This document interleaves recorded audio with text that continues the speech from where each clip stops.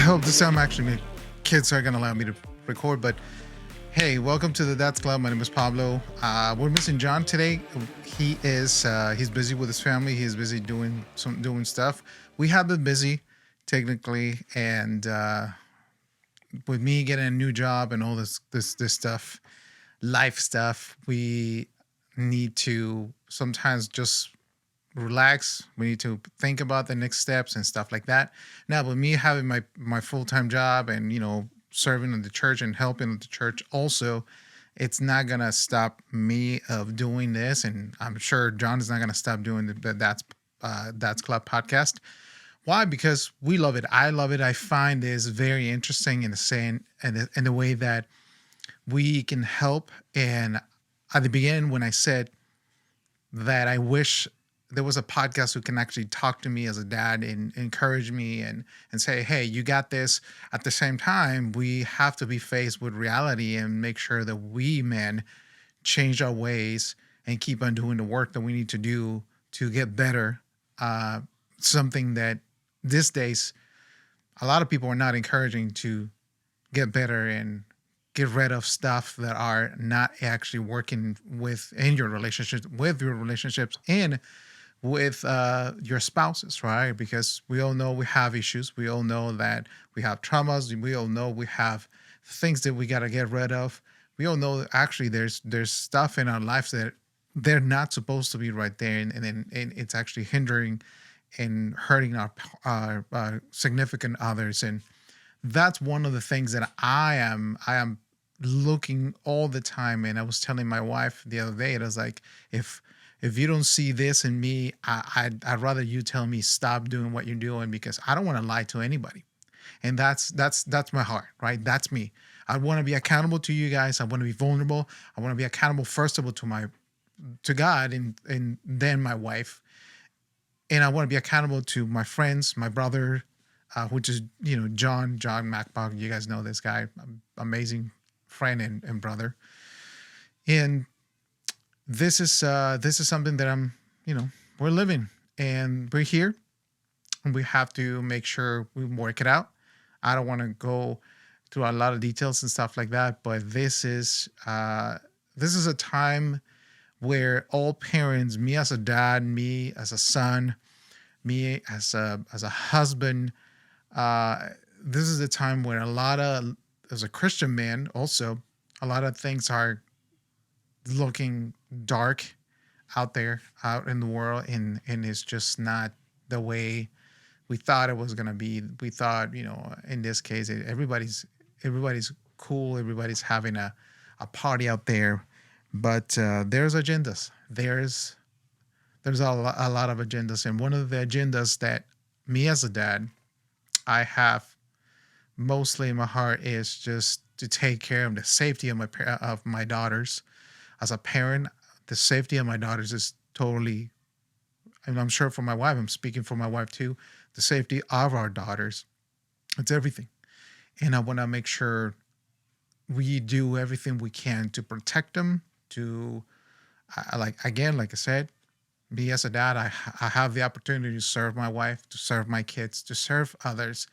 And that way I can actually find joy and happiness in what I do.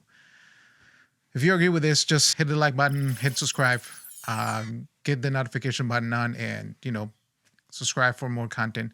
We're going to keep on going and working with this podcast. Thank you for watching. Thank you for listening again. And like I said, John is not here. John, I actually just texted him like about 10 minutes ago just to make sure he was available. But he is doing some stuff with his family, and it's totally okay. Again, we've been bombarded with work left and right.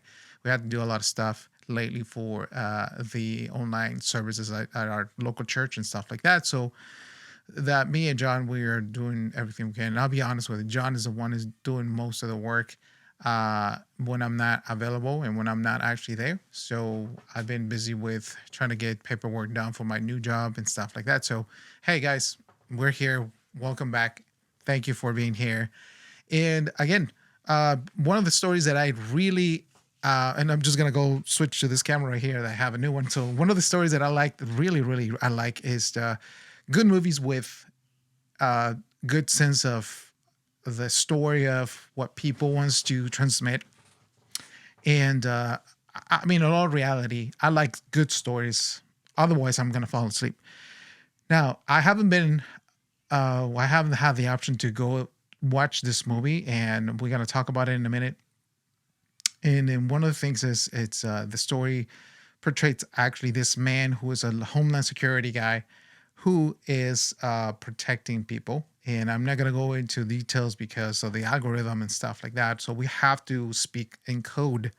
So if this is something that you're gonna start watching us and listening to us, me and John, we're gonna speak a lot in code because the algorithm and also YouTube has a lot of new policies in place that are stopping us to say or maybe tell the truth, but this is not going to stop us to tell what is going on and tell the truth, to be honest with you. So the way to go around it is to speak in code. So if, for instance, I say corn, you know what I'm actually mean with corn. If, for instance, I say, Transformers, you know what group I'm actually referring to. So and so and so. So one of the things is this movie speaks about um, human selling another human, which is not what we want to hear. And a lot of people, like if in the United States, technically, we're not telling the story in the way it is. And I think one of the main purposes of this movie is to have people and alert parents to take care of their kids. In my case, I've been a little bit more than careful with my girls, and I'm going to tell the story in a minute. And this is something that as a dad, as a parent, you're never going to go through. And I think, and I've been reading the story, like I said, I haven't been able to watch it. Probably me and John, we're going to go because a lot of parents, a lot of friends of mine, they've been telling me that the movie it's a strong message. It's a very to your face message, and I've been reading. It's just very. It confronts the reality of what probably people see and think that we don't have in the United States or in the world. Technically, it's not only just in the States, but it's in the world. So I'm just gonna show you something really quick, and let's play that screen. Oh, I didn't mean to do that. There we go. So, as you guys can see right here, the movie that I'm talking about, it's about this man right here, the movie is called Sound of Freedom.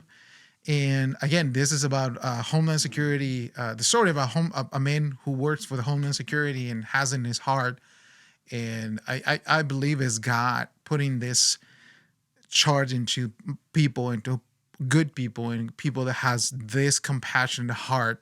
And I'll be honest with you, me as a dad, I do have this heart, and I would love to help people like this in the future. If money is one of them, I would love to help. And me and my wife already spoke about this. We would love to maybe invest and help people like this to keep on fighting with this type of situations where kids are kidnapped and taken from their homes to serve as workers, right? I'm not gonna, like I said, I'm speaking in code right now if you don't actually get the point, but it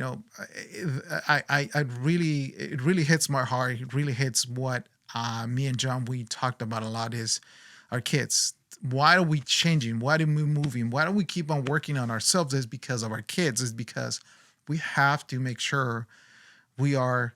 I don't, like I said, I want to be a good dad. I really want my kids to say my dad gave everything, and he worked on the things that he had to work on because of us. And based on that, he became this man. And based on that, I want to be like my dad. Oh, I want to be. This is the trademark that I want to pursue and stuff like that. So I want to be that because I want to be like Jesus. I want to be like God. I want not like want to be like God. I want to live the life that Jesus wanted me to live. And yes, the Bible says we have to follow God and we have to pursue to be like Jesus. In other words, die for the people, serve the people. You want to be a leader, you want to be the first one, you have to be a servant. You have to be the one serving your people. You have to be laying down your life for your people. I don't think that a lot of parents can say that. A lot of leaders. Now, I'm not going to move to from the parents to the leadership. I don't think a lot of leaders have the capacity to say, hey, I want to give my life for my people. And this actually translates to pastors. It does translate to leadership in the church. Are we doing the right thing? Are we investing in the right thing? Are we investing in the future? Are we investing in helping the widow? Are we investing in helping the orphans? And I'm out of topic right now, but I just want to make a point, or make just want to see this point of mine, that we have to invest in the right direction. We have to invest in the right stuff. Uh, it's like me going to get coffee every single day. And by the way, thanks for to our sponsor, Legacy Coffee. Thank you so much. We love you guys. Oscar, he's been on tour, so he hasn't been able to send me some, goodies and stuff like that. So if you guys don't know, Oscar has his friend of mine. That's his name. I'm not gonna say his last name, but I'll put his his link and stuff like that. So shout out to Legacy Coffee. But what I'm saying is that, because based on what I have in my house, why do I need to go and get a cup of coffee outside that it costs me, I don't know, $5, $7 just for a cup of coffee, when I can actually make a cup of coffee right here? So it's just because of the luxury just to go and get a cup of coffee, because of the logo, because of the way it looks and stuff like that. To me, that's what it is. It's a totally different way of marketing a beverage, something like that. What am I actually saying this? Because when kids are not seeing the way you portray yourself and they're receiving something different, they're gonna go find it somewhere else.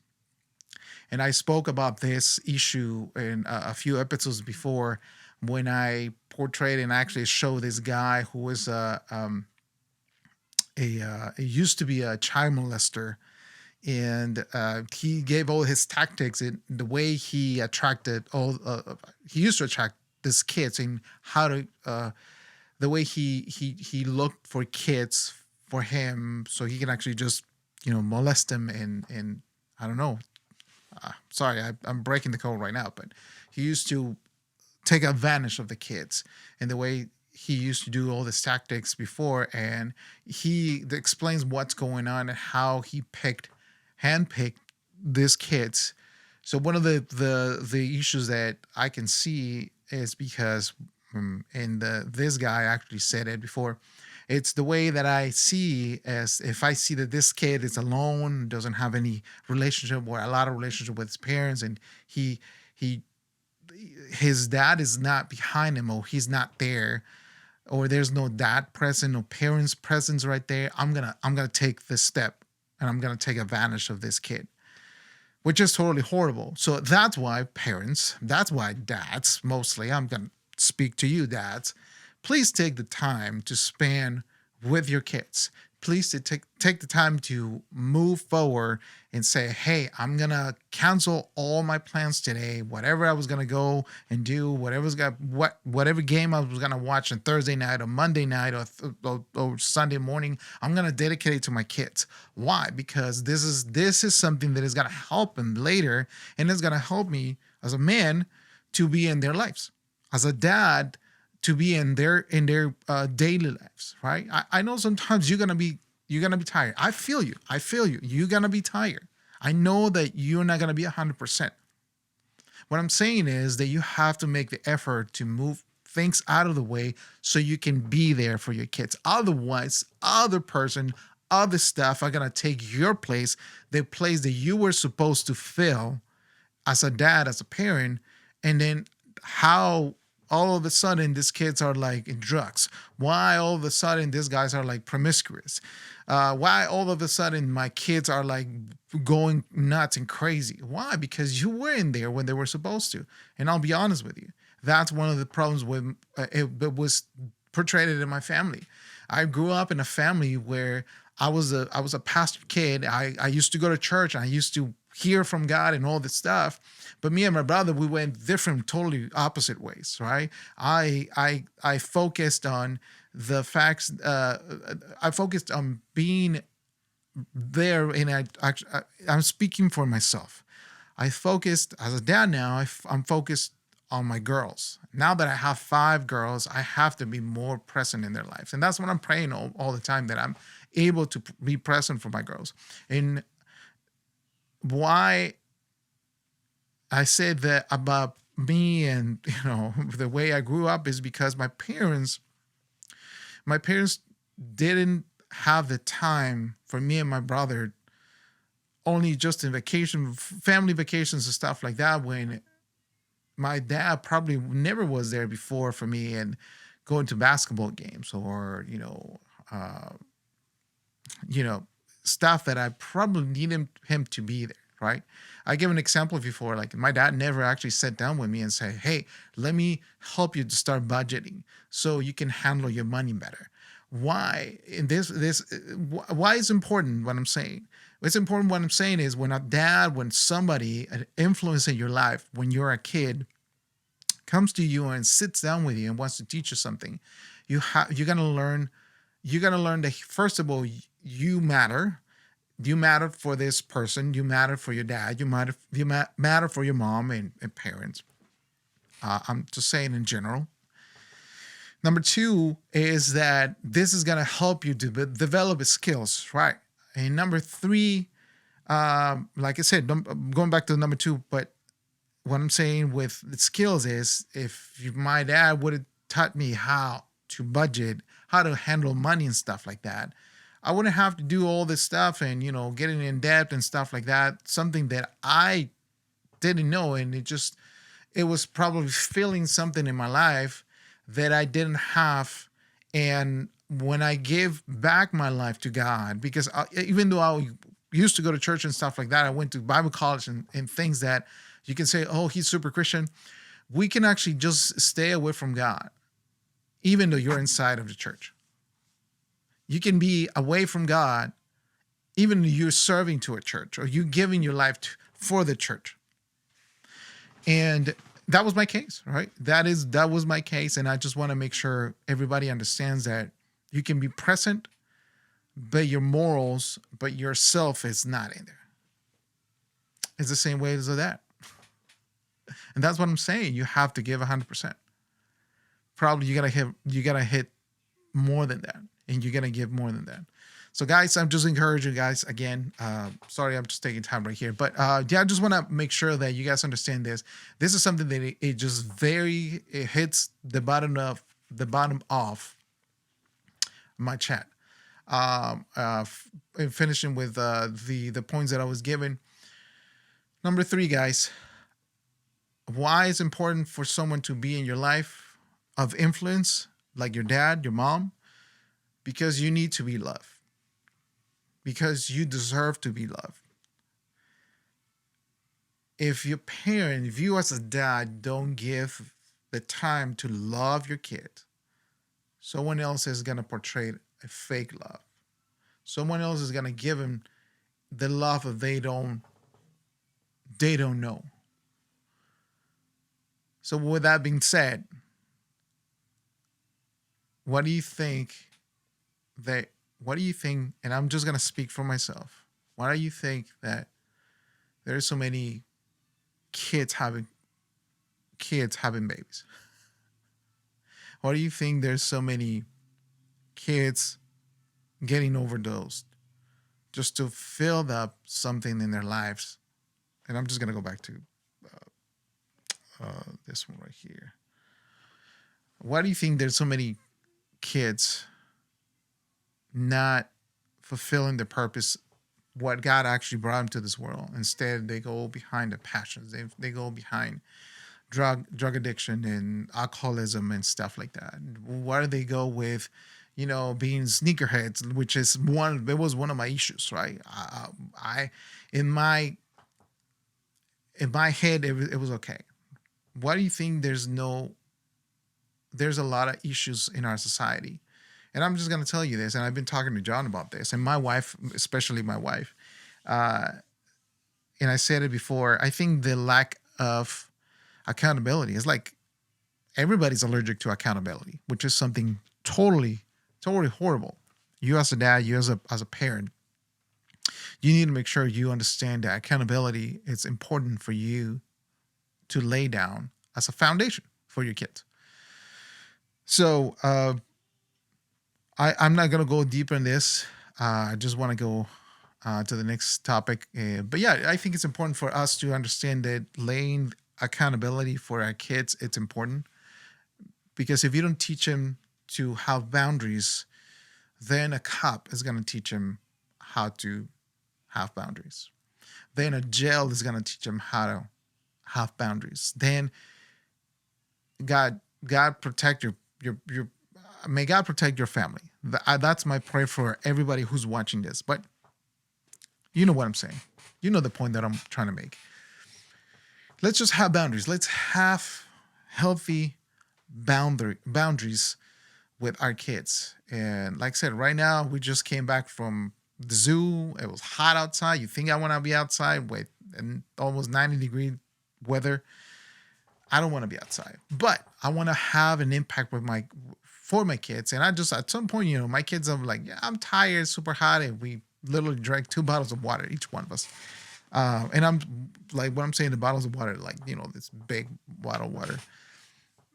It's hot outside right now. I'm inside the house. It's super nice. We have an air conditioner running, and my wife is actually feeding the babies, and the girls right now, they're in the other room right here watching something, and I'm sure they're gonna fall asleep right now because they look super tired.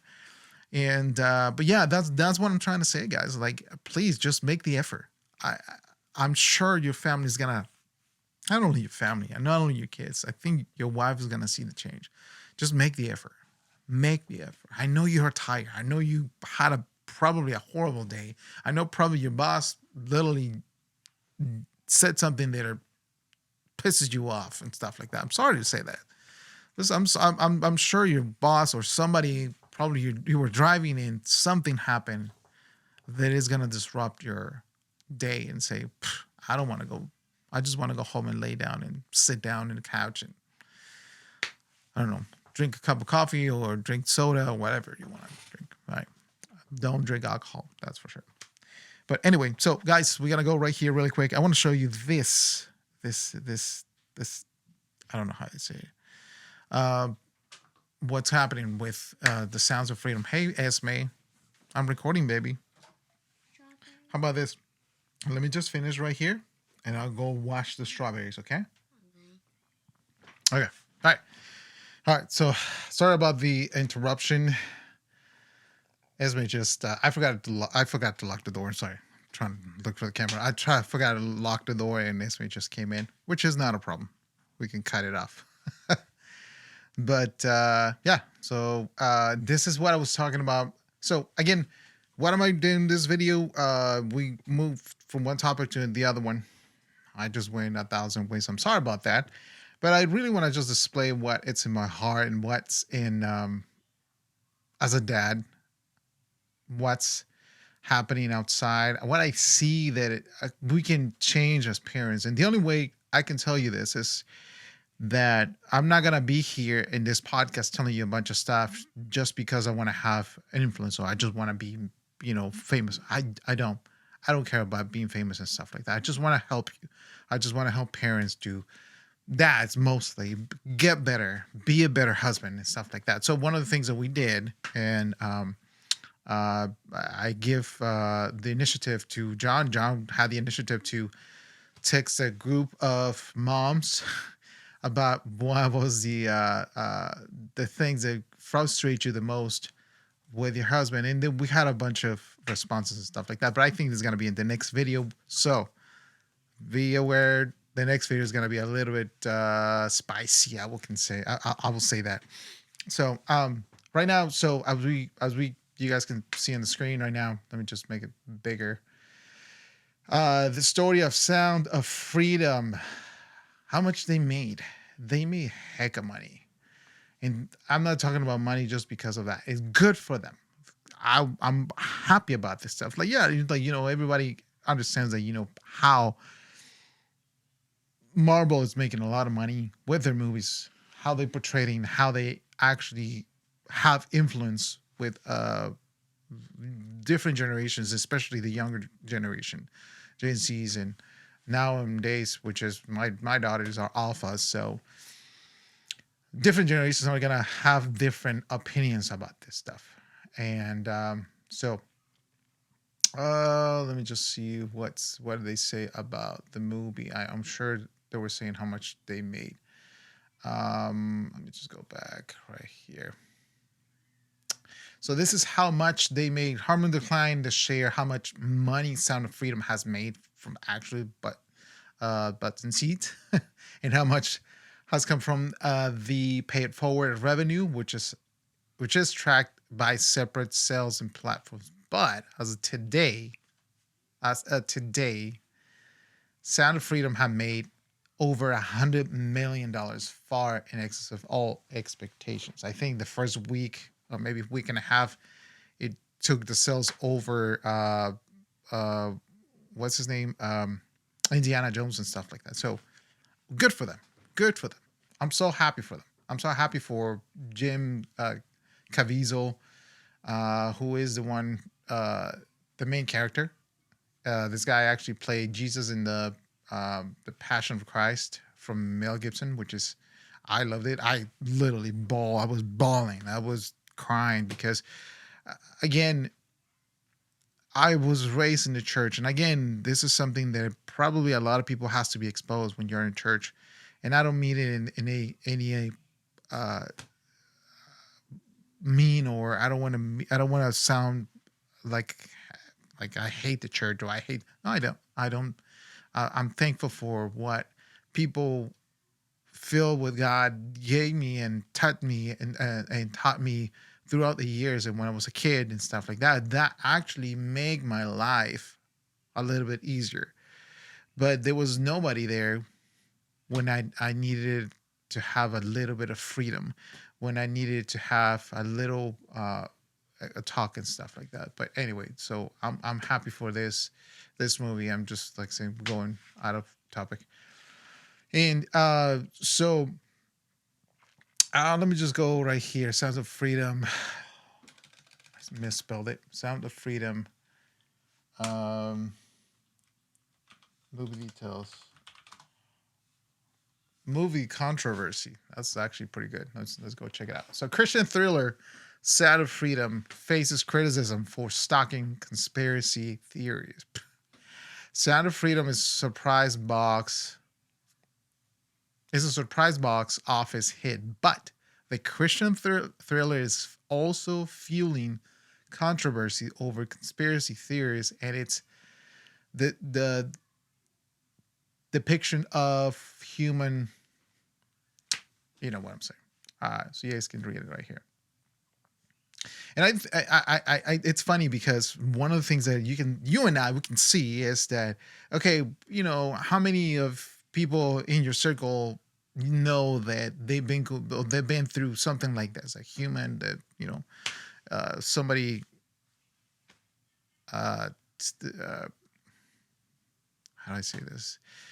Someone's son or kid, it's been in this situation, or parents have been in situation, probably, and not in my circle, but it exists. I was reading some statistics that this issue, human T, is happens more often in the United States, more than any part of the world. With the exception of some countries in Europe and stuff like that. But, counting the Mexico, where I'm from, they have a corruption, they have a lot of violence and stuff like that. you will think that it's actually more often, more common to find stuff like that. But no, if you see statistics, the amount of people who has been human T, I'm speaking in code, comes from, or it's from states, which is super sad. And for us to see things like that saying that, oh, it's just it's a conspiracy theory and stuff like that. Do you think this is a conspiracy theory when this industry makes more than the MLB, Major League Baseball, more than NBA, more than companies and nonprofits and stuff like that, and they make more than 1 point. I was reading. I think I think I'm wrong in this number, but I think they made $1.7 billion a year. And why they say this stuff is because they make more money than drug cartels and stuff like that, and selling drugs and stuff like that. Why? Because once you sell the drug, it's only one time, but you can resell humans, and when I'm saying little humans, more 5 times a day when you expose them to do stuff, very explicit stuff.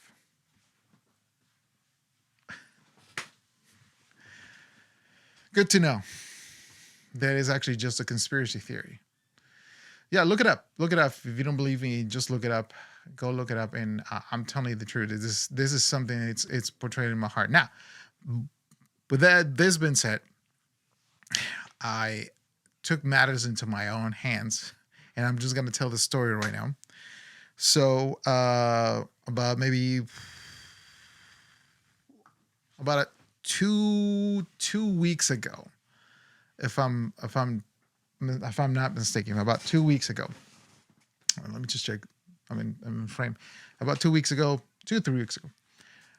So normally I go to church on Sundays because I worked, and mostly if you work in the church, you know that church, when you work in the church, every Sunday is technically just hands-on. You have to be there. And I like to be early, but with, having 5 girls and waking up at a certain time, normally I'm around the church around 8:30, 8:15 and stuff like that. Okay. So with that being said, I have an office. I have a room where I can actually work upstairs when I'm doing live streaming and checking cameras and stuff like that. So I have this room. It's very big.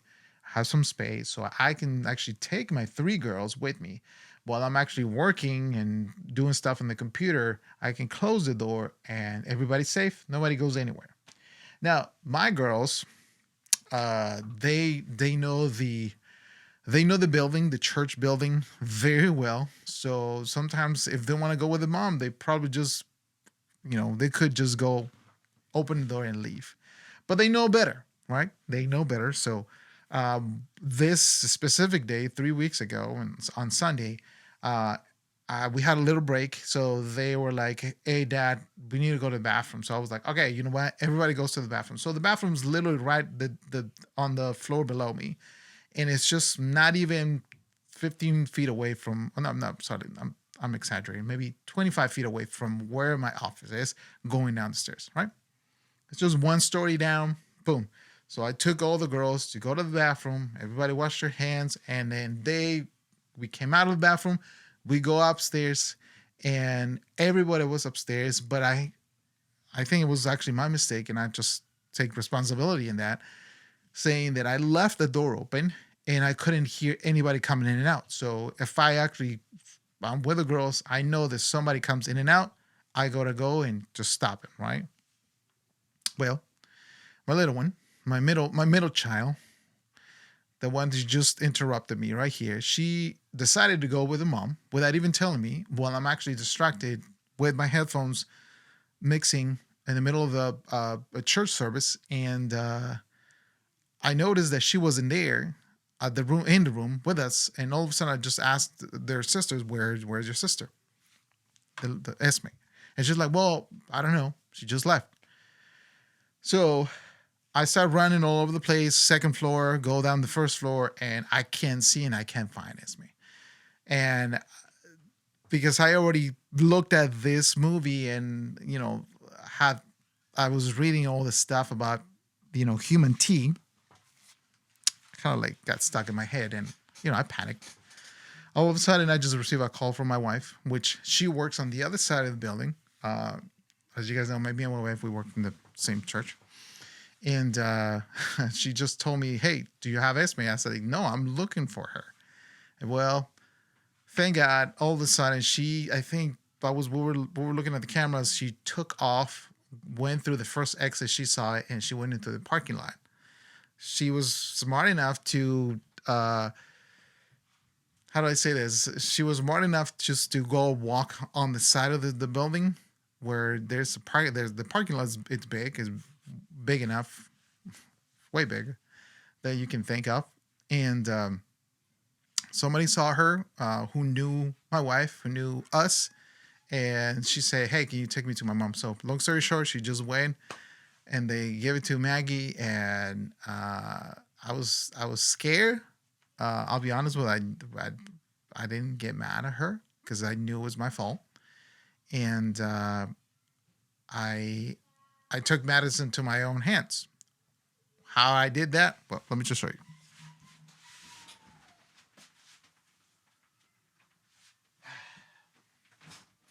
Uh, God bless technology. I'm just gonna be honest with you.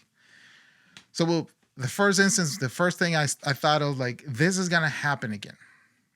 This is going to happen again. So what I did is went to my uh, closest Best Buy location, and I bought some air tags, and I bought some uh, on Amazon. I just went and bought some little kind of like type of watch for the girls. And every Sunday, mostly everywhere we go, I forgot it today when we went to the zoo, but mostly when we go out, they're carrying something like this, so I can see them.